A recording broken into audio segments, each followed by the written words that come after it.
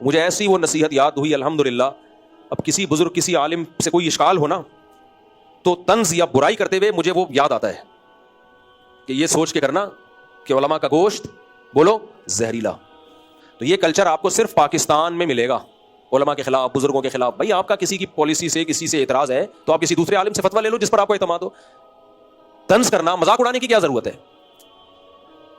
ٹکے ٹکے کے لوگ بڑے بڑے بزرگان دین کی عزتوں کو اچھال رہے ہیں, کوئی محفوظ نہیں ہے ان کی زبانوں سے. صحابہ, تابعین, تبع تابعین. تو یہ جملہ یاد رکھو, اہل اللہ بزرگان دین ان کی غیبت زیادہ بڑا جرم ہے.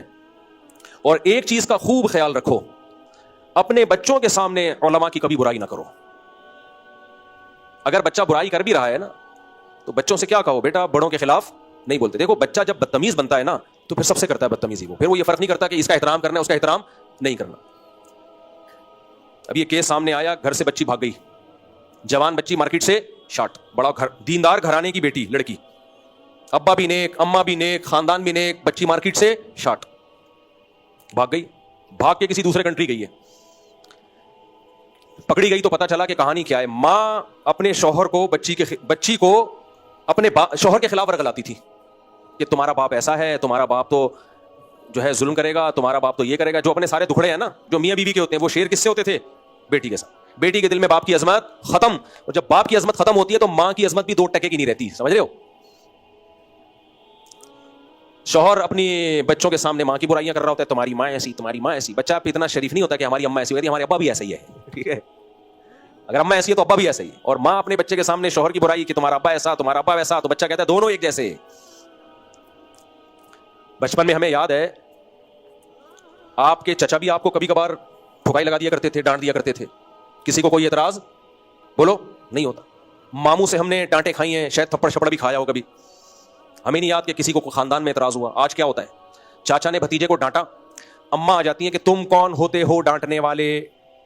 بھائی جو کزن ہے نا, کزن جو عمر میں بڑا ہے, وہ بھی باپ جیسے ہی سمجھا جاتا تھا, اس سے ڈرتے تھے بچے.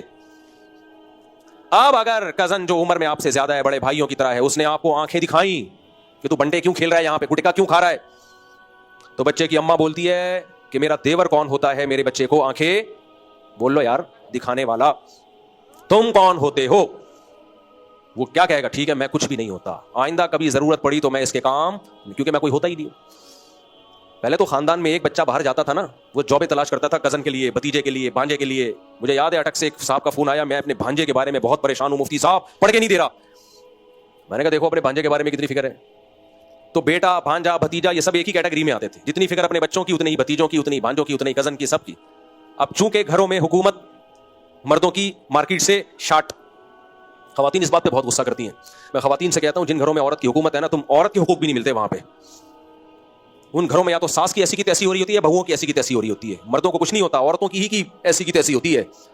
گھر میں حکومت کس کی ہونی چاہیے؟ مرد کی. اس سے عورت کو بھی حقوق ملیں گے. خواتین کہتی ہیں مرد بڑے جلاد قسم کے ہوتے ہیں. وہ جلاد ہونا بھی عیب ہے, بری چیز ہے, لیکن وہ اتنا بڑا عیب نہیں ہے کہ عورت کو حاکم بنا دیا جائے. وہ زیادہ مسئلے خراب ہوں گے اس سے, اتنے مسائل کھڑے ہوں گے کہ حل ہی نہیں ہو سکتے. وہ نبی صلی اللہ علیہ وسلم نے ارشاد فرمایا لن یفلح قوم ولوا اہم امورہم الی المرأة, وہ قوم ہرگز کامیاب نہیں ہو سکتی جو اپنے اہم معاملات عورت کے سپرد کر دے. کبھی بھی کامیاب نہیں ہو سکتی. تو گھروں میں ہولڈ کس کا ہونا چاہیے؟ مرد کا. اگر آپ کے بھائی نے آپ کے بھتیجے کو آنکھیں دکھائی ہیں, دکھانے دو. آپ اپنے بچے کو بولو بیٹا کوئی بات نہیں, تمہارے چاچو ہیں. کون ہیں؟ چاچو. کوئی بات نہیں بیٹا. بھتیجی کو آنکھیں دکھائی ہیں تو دکھانے دو. بیٹا تمہارے کون ہیں؟ چاچو. میں مر گیا یہی تمہیں رکھیں گے, یہی تمہاری کیئر کریں گے. اور کرتے ہیں. چاچو تو گیا دور, وہ تو گیا تیل لینے. چھوٹے بہن کو بڑے بھائی کے خلاف ورگلایا جا رہا ہوتا ہے. بڑا بھائی چھوٹی بہن کو ایک لفظ نہیں بول سکتا. وہ بولے گا تو باپ باز دفعہ آتا ہے, تو کون ہوتا ہے چیخنے والا میری چھوٹی بیٹی پہ. یار آپ اپنے بڑے بیٹے کے خلاف اپنی بیٹی کو ورگلا رہے ہو. آپ کے مرنے کے بعد تو اسی نے پالنا تھا اپنی بہنوں کو. اس کے سامنے تو کم از کم نہ بولو بھائی. اس کے سامنے تو چھوٹی کو یہ سکھاؤ کہ تمہارا بڑا بھائی ہے بیٹا, میری جگہ یہی ہے, یہی سنبھالے گا, احترام کرو. اگر وہ زیادہ ظلم کر رہا ہے تو الگ سے لے جا کے اس کو سمجھا دو یار تھوڑا ہلکا ہاتھ رکھ. چھوٹی بہن کا یہ مطلب تھوڑی ہوتا ہے کہ ہر وقت چنگیز خان بنا ہوا گھر میں داخل ہو. تو اسی کے سامنے باغی بنا رہے ہوتے ہیں اس کو. نہیں یار میرا خیال ہے بات جب پٹو گے تو آئے گی. سارے نظام کی ایسی کی تیسی ہو رہی ہے. تو خیر ہم کہاں نکل لیے, بات کہاں سے شروع کی تھی اور کدھر کو چلے, کوئی بات نہیں, جا رہے ہیں. ہمارے حضرت ایک شعر پڑھا کرتے تھے, کچھ نہ رستے کی خبر ہم, کچھ نہ رستے کا پتہ ہم کو, نہ منزل کی خبر, جا رہے ہیں جس طرف ہم کو لیے جاتا ہے دل. تو یہ کوئی لیکچر تو ہے نہیں کہ آپ کو ایم اسلامیات کی میں نے تیاری کروانی ہے, واض و نصیحت کی مجلس ہے, جو بات دل میں آئے پارسل کرو. کیا خیال ہے؟ تو ہم موضوع ہمارا جو شروع ہوا تھا وہ یہ, اصل میں جو میں موضوع لے کے چلنا چاہ رہا تھا, بس ختم کر رہا ہوں میں, وہ موضوع یہ تھا کہ بہت سارے اعمال ہمارے جسم کے ہوتے ہیں, بہت سارے اعمال ہمارے دل کے ہوتے ہیں. تو دل کے اعمال میں ایک محبت بھی ہے, تو یہ محبت اللہ سے بھی ضروری, اللہ والوں سے بھی ضروری ہے. اگر اللہ سے محبت نہ ہو, یا اللہ سے تو ہے اللہ والوں سے نہیں ہے, تو پھر اللہ کو یہ محبت قبول نہیں ہے. تو بزرگوں سے محبت کیا کرو. جہاں بزرگ کی بات آتی ہے پھر وہاں کرامتوں کی بات آتی ہے, پھر جہاں کرامتوں کی بات آتی ہے تو پھر جو آج کل فتنہ پھیلایا جا رہا ہے کرامتوں کو سامنے رکھے, تو پھر پورا ٹاپک میرا اس پہ چینج ہو گیا. خلاصہ یہی ہے کہ اللہ سے بھی محبت کرو, اور اللہ بولو اللہ والوں سے, اور جو اللہ والوں سے نفرت کرتا ہے اللہ اسے پنپنے نہیں دیتے, بہت رسوا کرتے ہیں دنیا میں بھی اور آخرت میں بھی. اللہ عمل کی توفیق عطا فرمائے. آپ نے فرمایا کہ فضائل اعمال کی وہ کرامات ہم مانتے ہیں جو مسند طریقے سے ثابت ہیں. کیا ایسی کرامتیں بھی ہیں جو غیر مسند طریقے سے ثابت ہیں فضائل اعمال میں؟ بے ایک کرامت پہ میں نے رپورٹ تو نہیں پڑھی ہے. بالفرض ہو سکتا ہے کسی کرامت کا بیان کرنے والا کوئی ضعیف راوی ہو, تو نہیں مانو اس کو, کیا جا رہا ہے. اچھا میرے بھائی مفتی صاحب, میرا نام عثمان انصاری ہے, یہ شعر آپ کے لیے ہے, مزہ نہ آئے تو پیسے واپس, اور قربان ہے. یہ کہہ رہا ہے جان قربان آپ پر, 4 شادیاں کر کے دکھا, پھر پتہ چلے گا جان قربان ہے. مفتی صاحب میرا نام اویس فدا ہے, آپ سے ایک چھوٹا سا کام ہے. میرے ماموں نے مجھے کہا کہ آپ مفتی طارق مسعود سے اپنے سر پر ہاتھ پھرواؤ اور پھر گنجے ہو جاؤ, تو میں آپ کو آئی فون گفٹ دوں گا. تو آپ کی مہربانی کو میرے سر پر ہاتھ پھیر دو, میں اپنے ماموں سے فون لے لوں گا. مؤدبانہ گزارش ہے. کہاں ہے؟ چلا جا یار, تیرے کو اگر آئی فون گفٹ مل رہا ہے تو کیا چاہیے, چل بھائی ٹینڈ کرا لو. مودودی صاحب کے بارے میں کیا کہتے ہیں, ان کی تفسیر تفہیم القرآن کے بارے میں کیا کہتے ہیں؟ مودودی صاحب دنیا سے چلے گئے, اب چھوڑ دو ان کو, معاف کر دو. اللہ ان کی خوبیوں پہ, ان کو ان کے جو نیکیاں کی ہیں ان پہ اللہ ان کے درجات بلند کرے, جو خطائیں ہوئی اللہ معاف کرے. ضرورت کیا ہے بلا وجہ کہ نئی نئی چیزیں مارکیٹ میں لانے کی؟ اپنی زندگی کو دیکھو, جو آپ کی پریکٹیکل لائف فیملی زندگی, اس کو فوکس کرو. پرچی آہستہ پڑھیں اور پڑھ کر اپنے پاس رکھ لیں. کہتے ہیں بھائی سب کے سامنے نہ پڑھیں, کچھ بھی نہیں لکھا اس میں, کہہ رہے ٹائم چاہیے. یہ میں پھاڑ رہا ہوں تاکہ انہوں نے فون نمبر لکھا ہوا ہے, کوئی پرسنل مسئلہ ہے, ٹائم چاہیے تو عثمان سے رابطہ کریں اور وہ ٹائم دے دیں گے آپ کو, پھر میں مل لوں گا آپ سے انشاءاللہ. صلو علی الحبیب. مودی صاحب عرضی ہے کہ سکر سے آئے آپ سے ملاقات کے لیے. بھائی جان اس وقت نہ ملا کرو, میرے پہلے سے کوئی مہمان آئے ہوئے ہیں. کہاں ہیں سکر والے لوگ؟ بس یہیں سے ہیلو ہائی کر لیتے ہیں. السلام علیکم, سب سیٹ خوش.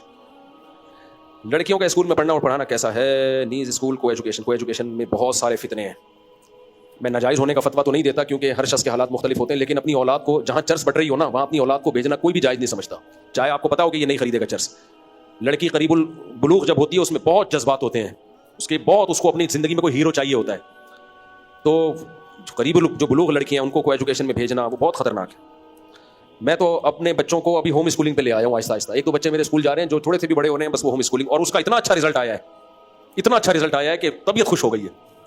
یعنی اسکول میں جتنا ٹائم لگ رہا تھا, جتنا اتنی سی عمر میں شادی بھی نہیں ہو سکتی. حل بتا دیں, شادی کیوں نہیں ہو سکتی بھائی؟ کماؤ, آن لائن کماؤ, بزنس کرو. نہیں ہو رہا, نہیں کوئی رشتہ دے رہا تو پھر روزے رکھو کثرت سے. اپنی نگاہوں کی حفاظت کرو. جتنی بھی آپ کے اندر خواہشات کا طوفان ہو, خود بخود کچھ نہیں ہوتا. سب سے پہلے انسان نظر خراب کرتا ہے, اس کے بعد آگے کے پروسیس ہے. تو سب سے پہلے حفاظت کس کی کرنی ہے؟ نظر کی. بس یہیں سے بریک لگا دو تو آگے ساری برائیوں سے بچ جاؤ گے. نظر سب سے پہلے شیطان کا تیر ہے, تو نظر دیکھو ہی نہیں نا. اب کیوں فحش چیزیں دیکھ رہے ہو, کیوں لڑکیوں کو تاک رہے ہو؟ تو نظر کی حفاظت کرو گے, اور مثبت ایکٹیویٹیز میں اپنے آپ کو کھپاؤ, مصروف کرو مثبت کاموں میں.